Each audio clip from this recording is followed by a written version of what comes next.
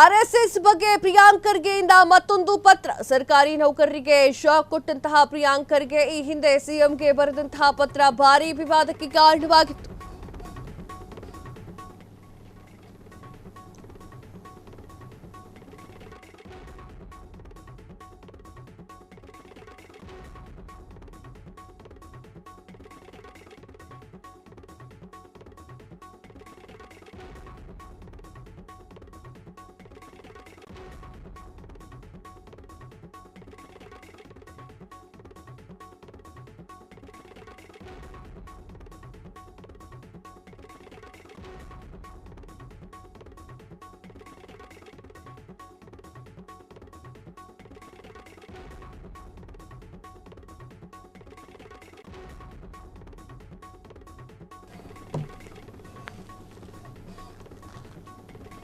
RSS ಬಗ್ಗೆ ಪ್ರಿಯಾಂಕ್ ಖರ್ಗೆಯಿಂದ ಮತ್ತೊಂದು ಪತ್ರ.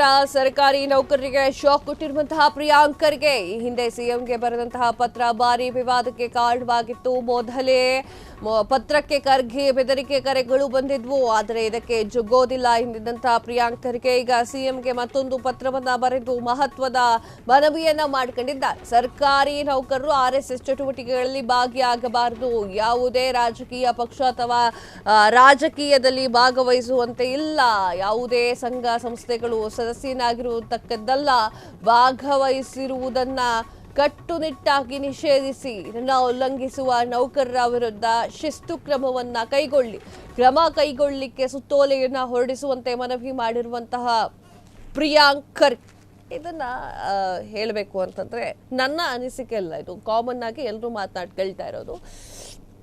ಈಗ ನೀವು ಯಾವುದೇ ನಿಬಂಧಗಳನ್ನ ಆರ್ಎಸ್ಎಸ್ ಮೇಲೆ ಹಾಕಿ ಹೇರಿ ಮುಂದೊಂದಿನ ಬಿಜೆಪಿ ಅವ್ರು ಬಂದ್ರು ಅಂದ್ರೆ ಇದನ್ನೆಲ್ಲ ತೆಗೆದು ಹಾಕ್ತಾರೆ. ಇನ್ನೊಂದು, ಆರ್ಎಸ್ಎಸ್ ಇಂದ ಕೆಟ್ಟ ಕೆಲಸಗಳಾಗ್ತಾ ಇದೆ ಅಥವಾ ಜನರ ಮನಸ್ಸಿನಲ್ಲಿ ಕಲ್ಮಶ ತುಂಬುತ್ತಾ ಇದ್ದಾರೆ ಅಥವಾ ಅದರಿಂದ ಏನೋ ಒಂದು ದುರುಪಯೋಗವಾಗ್ತಾ ಇದೆ, ಸದುಪಯೋಗ ಆಗ್ತಾ ಇಲ್ಲ ಅಂತಂದ್ರೆ ಅದು ಮೊದಲು ಕಂಪ್ಲೇಂಟ್ ಆಗಬೇಕು. ತದಾದ ನಂತರ ಅದರ ಬಗ್ಗೆ ಆಕ್ಷನ್ ತಗೊಳ್ಬೇಕು, ಆ ವ್ಯಕ್ತಿನೋ ಅದರ ಬಗ್ಗೆನೋ ಆಕ್ಷನ್ ತಗೋಬೇಕು. ತದಾದ ನಂತರ ಬ್ಯಾನ್ ಮಾಡುವಂತಹ ಕೆಲಸವನ್ನು ಮಾಡಬೇಕು. ಇದು ರೂಲ್ಸ್. ಇದು ಹೇಗಾಗುತ್ತೆ? ಇದು ಟಕ್ಕಂತ ಹೇಗೆ ನೀವು ಇದು ಮಾಡ್ತೀರಾ? ಅವರಿಂದ ಏನಾದ್ರು ಶಾಂತಿ ಕದಡುವಂತಹ ಕೆಲಸ, ಅವರು ಸಂಘ ಪರಿವಾರಗಳನ್ನ ಕಟ್ಕೊಂಡು ಹೋಗ್ಬೇಕಾದ್ರೆ ಏನಾದ್ರು ಆಗ್ತಾ ಇತ್ತಾ? ಅದು ಕೂಡ ಲೆಕ್ಕಕ್ಕೆ ಬರುತ್ತೆ. ಸಡನ್ ಆಗಿ ಯಾವುದೇ ಸಂಘ ಅಥವಾ ಸಂಸ್ಥೆಗಳನ್ನ ಬ್ಯಾನ್ ಮಾಡ್ಲಿಕ್ಕೆ ಆಗೋದಿಲ್ಲ, ಅದೇ ಸತ್ಯ.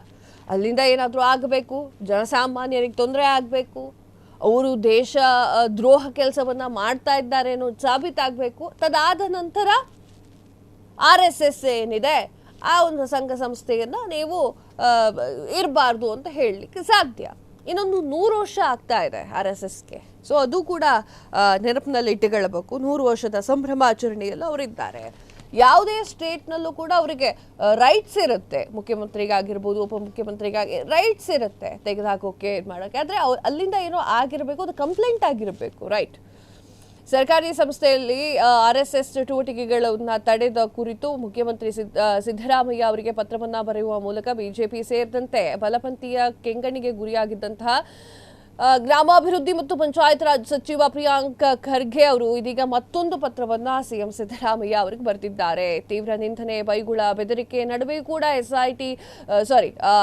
ಆರ್ಎಸ್ಎಸ್ ಚಟುವಟಿಕೆಗಳಲ್ಲಿ ಸರ್ಕಾರಿ ನೌಕರರು ಭಾಗಿಯಾಗದಂತೆ ಕ್ರಮವನ್ನ ಕೈಗೊಳ್ಳಿ ಅಂತ ಹೇಳಿ ಮುಖ್ಯಮಂತ್ರಿಗೆ ಪತ್ರವನ್ನ ಬರೆದಿದ್ದಾರೆ. ಹಾಗಾದ್ರೆ ಶಾರ್ಟ್ ಅಂಡ್ ಸ್ವೀಟ್ ಆಗಿ ಪತ್ರದಲ್ಲಿ ಏನಿದೆ ಅಂತ ನೋಡೋಣ.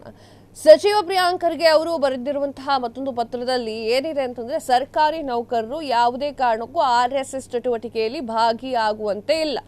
ಕರ್ನಾಟಕ ನಾಗರಿಕ ಸೇವಾ ನಿಯಮಗಳು 2021ರ ಅಧಿನಿಯಮ 5/1 ಪ್ರಕಾರ ಯಾವುದೇ ಸರ್ಕಾರಿ ನೌಕರನು ಯಾವುದೇ ರಾಜಕೀಯ ಪಕ್ಷ ಅಥವಾ ರಾಜಕಾರಣದಲ್ಲಿ ಭಾಗವಹಿಸುವಂತಹ ಯಾವುದೇ ಸಂಘ ಸಂಸ್ಥೆಯ ಸದಸ್ಯನಾಗುವಂಥದ್ದು ಅಲ್ಲ ಅಥವಾ ಅವುಗಳೊಂದಿಗೆ ಅನ್ಯಥಾ ಸಂಬಂಧ ಹೊಂದಿದ್ದಕ್ಕಂಥದ್ದಲ್ಲ ಅಥವಾ ಯಾವುದೇ ರಾಜಕೀಯ ಚಟುವಟಿಕೆ ಅಥವಾ ಚಟುವಟಿಕೆಯಲ್ಲಿ ಭಾಗವಹಿಸಿರ್ತಕ್ಕಂಥದ್ದಲ್ಲ. ಅಂತಹ ಸೌಹಾರ್ದತೆ ಅಂತಿದ್ರೆ ಅದಕ್ಕೆ ತಡೆ ನೀಡಬೇಕು, ಅದಕ್ಕೆ ಯಾವುದೇ ರೀತಿಯ ನೆರವು ಕೂಡ ಕೊಡಬಾರದು ಅನ್ನುವಂತಹ ಒಂದು ಸ್ಪಷ್ಟ ಸಂದೇಶ ನಿರ್ದೇಶನ ನೀಡಲಾಗಿದೆ. ಹೀಗಿದ್ರೂ ಕೂಡ ಇತ್ತೀಚಿನ ದಿನಗಳಲ್ಲಿ ಸ್ವಯಂ ಸೇವಕ ರಾಷ್ಟ್ರೀಯ ಸಂಘ ಏನಿದೆ RSS, ಇತರೆ ಸಂಘಗಳು ಹಾಗೂ ಇತರೆ ಸಂಘಗಳ ಸಂಸ್ಥೆಗಳು ಆಯೋಜಿಸಿದಂತಹ ಕಾರ್ಯಕ್ರಮಗಳು ಹಾಗೂ ಚಟುವಟಿಕೆಯಲ್ಲಿ ಸರ್ಕಾರಿ ಅಧಿಕಾರಿಗಳು ಹಾಗೂ ನೌಕರರು ಭಾಗವಹಿಸುತ್ತಿರುವುದನ್ನು ಗಮನಿಸಲಾಗಿದೆ. ಆದ್ದರಿಂದ ರಾಜ್ಯದ ಸರ್ಕಾರಿ ಅಧಿಕಾರಿ ಮತ್ತು ನೌಕರರು ರಾಷ್ಟ್ರೀಯ ಸ್ವಯಂ ಸೇವಕ ಸಂಘ ಹಾಗೂ ಇತರೆ ಸಂಘ ಸಂಸ್ಥೆಗಳು ನಡೆಸುವಂತಹ ಕಾರ್ಯಕ್ರಮಗಳು ಹಾಗೂ ಚಟುವಟಿಕೆಗಳಲ್ಲಿ ಭಾಗವಹಿಸುವುದನ್ನು ಕಟ್ಟುನಿಟ್ಟಾಗಿ ನಿಷೇಧ ಮಾಡಬೇಕು. ಇದನ್ನು ಉಲ್ಲಂಘಿಸಿ ಅಧಿಕಾರಿ ನೌಕರರ ವಿರುದ್ಧ ಶಿಸ್ತು ಕ್ರಮ ತಿಳಿಸುವ ಸುತ್ತೋಲೆಯನ್ನು ಹೊರಡಿಸಲು ಸಂಬಂಧಪಟ್ಟವರಿಗೆ ಸೂಕ್ತ ನಿರ್ದೇಶನ ನೀಡುವಂತೆ ಪ್ರಿಯಾಂಕ್ ಖರ್ಗೆ ಅವರು ಕೋರಿರುವಂಥದ್ದು. ಎಲ್ಲ ಮಾಡ್ಕೊಳ್ಳಿ. ಬಟ್ ಏನು ಅಂತಂದ್ರೆ, ಇದು ಯಾವುದೇ ಒಂದು ಸಂಘ ಅಥವಾ ಸಂಸ್ಥೆಯನ್ನ ಬ್ಯಾನ್ ಮಾಡಬೇಕು ಅಂದ್ರೆ ಅಲ್ಲಿ ಅಹಿತಕರ ಘಟನೆ ನಡೆದಿರೋದು ಸಾಕ್ಷಿ ಸಮೇತ ಹೊರಗಡೆ ಬರಬೇಕು, ಅದು ಸಾಬೀತಾಗಬೇಕು. ತದಾದ ನಂತರ ಇದು ನಿಷೇಧವನ್ನ ಹೇರಬಹುದು. ಈಗ ಇದು ಯಾವುದೇ ಕಾರಣಕ್ಕೂ ರಾಜನೀತಿ ಅಂದ್ರೆ ಇದು ರಾಜ್ಯದ ದರ್ಬಾರ್ ಅಲ್ಲ ಅಲ್ವಾ. ಯಾರ್ದೋ ವ್ಯಕ್ತಿ ಅಂತಂದ್ರೆ ಆ ವ್ಯಕ್ತಿಗೆ ಶಿಕ್ಷೆಯನ್ನ ಕೊಡಿ ಅಂತ ಹೇಳಿದ ಕೂಡಲೇ ಆ ವ್ಯಕ್ತಿಗೆ ಶಿಕ್ಷೆಯನ್ನು ಕೊಡೋದಕ್ಕೆ ಮೊದಲು ಆ ಶಿಕ್ಷೆ ಸಾಬೀತಾಗಬೇಕು. ಇಲ್ಲಿ ಸರ್ವಾಧಿಕಾರವನ್ನು ಯಾರೂ ಕೂಡ ರೂಲ್ ಮಾಡ್ತಾ ಇಲ್ಲ. ನಮ್ಮ ಭಾರತ ದೇಶದಲ್ಲಿ ಸರ್ವಾಧಿಕಾರ ಇಲ್ಲ, ನಾವೇ ಜನಗಳೇ ಹಾಕಿ ಓಟ್ ಹಾಕಿ ತೆಗೆದುಕೊಂಡು ಬಂದಿರುವಂತಹ ನಾಯಕರೇ ಇವರೆಲ್ಲ. ಸೊ ಆ ಒಂದು ಕಾರಣಕ್ಕೆ ಯಾರೇ ತಪ್ಪು ಮಾಡಿದ್ರು ಅದು ಸಾಬೀತಾಗಬೇಕು. ಫಸ್ಟು ಅವರು ದೇಶದ್ರೋಹಿ ಚಟುವಟಿಕೆಗಳು ಮಾಡ್ತಿದ್ದಾರೆ ಅಥವಾ ಮಕ್ಕಳ ಮನಸ್ಸಿನಲ್ಲಿ ಕಲ್ಮಶ ತುಂಬ್ತಾ ಇದ್ದಾರೆ, ಅದು ಸಾಬೀತಾಗಲಿ. ಸಾಬೀತಾದ್ಮೇಲೆ ನೀವೇನು ಆ್ಯಕ್ಷನ್ ಬೇಕಾದ್ರೂ ತಗೊಳ್ಬಹುದು. ಕ್ಷಣ ಕ್ಷಣದ ಸುದ್ದಿಗಳಿಗಾಗಿ ಫ್ರೀಡಂ ಟಿವಿ ಸಬ್ಸ್ಕ್ರೈಬ್ ಮಾಡಿ, ಲೈಕ್ ಮಾಡಿ ಹಾಗೂ ಫಾಲೋ ಮಾಡಿ. ಹೊಸ ಸುದ್ದಿಗಳ ನೋಟಿಫಿಕೇಶನ್ಗಾಗಿ ಬೆಲ್ ಐಕಾನ್ ಮೇಲೆ ಕ್ಲಿಕ್ ಮಾಡಿ.